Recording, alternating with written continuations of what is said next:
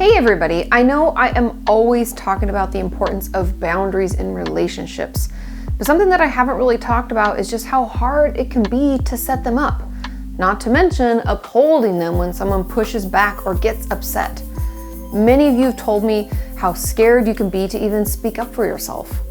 Or that after setting up some healthy boundaries, you struggle to not get them walked all over again. And I get it. It's difficult to do, and it takes a lot of strength and courage to do this work. But trust me when I tell you, it will be worth it. And now, before I jump into this topic, I want to share a few facts about COVID-19 as part of the Better Internet initiative supported by the Fellow Americans Education Fund.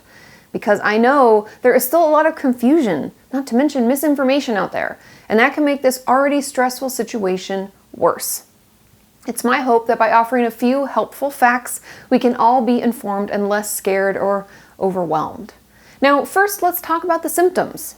If you didn't know, the symptoms of COVID-19 are fever or chills, cough, shortness of breath or difficulty breathing, fatigue, muscle or body aches, headache, new loss of taste or smell, sore throat, congestion or runny nose, and nausea or vomiting and diarrhea. The virus is thought to spread mainly from person to person between people who are in close contact with one another within about 6 feet through respiratory droplets produced when an infected person coughs, sneezes, or talks. These droplets can land in the mouths or noses of people who are nearby. And as for testing, there are 2 kinds of tests available for COVID-19, viral tests and antibody tests. A viral test tells you if you have a current infection. An antibody test tells you if you had a previous infection. As testing is becoming more widely available, it is recommended that everyone who can go get tested, particularly anyone who has been in a high-risk setting. And just know that close contact, less than 6 feet apart, with someone who could have COVID-19 for just 10 minutes is considered high risk. I hope those few facts help you better understand what to look out for and how to protect you and your loved ones from COVID-19. And now, back to boundaries and how we can set them up. And just to make sure that we all understand what boundaries are and why they are important, boundaries are limits we place on our relationships about what behavior we will and will not accept from other people. We can have emotional or physical boundaries, or both. We usually have both. Emotional ones would be things like how you'll allow someone to talk to you, or how much energy we're willing to put into a relationship. And physical boundaries have to do with how close we allow people to get to us. Like, for instance, I don't like it when I'm in a crowded place and a man I do not know, or any person really, puts their hand on the small of my back to get around me. It makes me really uncomfortable and I hate it every time. Thinking about these types of boundaries and what's best for us is important. But I know you've told me the hardest part is actually putting them into words and sticking to them. And that's why today I want to role play what it's like to set up healthy boundaries and how we can uphold them even when someone gets defensive or mad about it. And the example that I want to use is when someone speaks to us in a hurtful or condescending way. How do we tell them that it's not okay and not allow for that behavior to happen to us again? I can't believe you would do something so stupid. You're so dumb sometimes. I can't even believe that I'm friends with you. I'm going to tell everyone about this and how big of an idiot you were today. I know you're upset, and yes, I did make a mistake, but it's not okay for you to talk to me like that. I would never say something like that to you, and I would expect you to treat me with the same level of respect.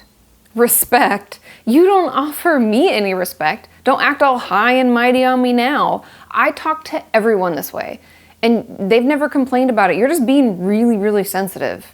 And you know who I am and that I like to express myself this way, so you're just gonna have to get over it. You know that I don't speak to you the way you speak to me. And I'm not getting all high and mighty. I'm just saying that I don't like being called an idiot or shouted at. It makes it hard for me to want to engage in conversations with you or even see you sometimes. I hope we can work through this and find a better way to talk to one another so our relationship can continue to grow. No one else seems to think this is a big deal. You're the only one with a problem here. I don't know why you're taking a perfectly normal conversation and making it into an argument. Why do you always want to argue with me? I'm not talking about how other people respond to being yelled at or put down. I'm just saying that it's not okay to do that with me. And I'm not trying to argue with you. I just want to be spoken to in a way that's calm and understanding so that we can have a conversation instead of an argument. I can't believe you'd try and turn this around on me. After all I've done for you over the years, you are so ungrateful and selfish. Maybe I don't want to be friends with you anymore. I'm not trying to turn anything around on you. All I'm saying is that I don't like being yelled at or put down. That's not something that I'm okay with, and I hope that you can understand why. If not, maybe we won't be able to be friends, but I really hope we can figure this out.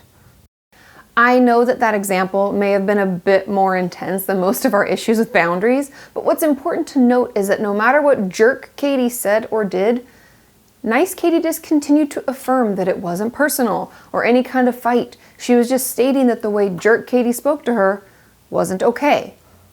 Placing boundaries in our relationships will most likely be understood by the other person. We can hope, right? Sure, they may overstep without realizing it, but a quick reminder will get them back on track.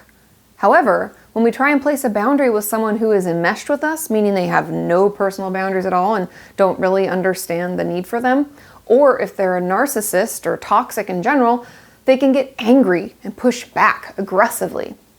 And that's usually when we give in, or possibly decide not to put any boundaries in place at all because it's just too stressful. But giving in to someone's bad behavior and not taking care of ourselves isn't healthy, and it won't lead to a good or enjoyable relationship. And that's why it's important to have conversations like these, no matter how uncomfortable they may make us. Stick to your boundary, hear their side, respond to their issues, and continue stating why that's not okay. I know it's hard, and it can take time, but doing this not only improves our relationships with others, but also the one that we have with ourselves. Having healthy boundaries in place can improve our confidence, help us get rid of some anxiety in our lives, and lead us to developing fulfilling, loving relationships. And know that it may be helpful to practice what you want to say beforehand, so that you're prepared in the moment. Overall, I hope you found this helpful. Thank you so much for watching, and I will see you next time.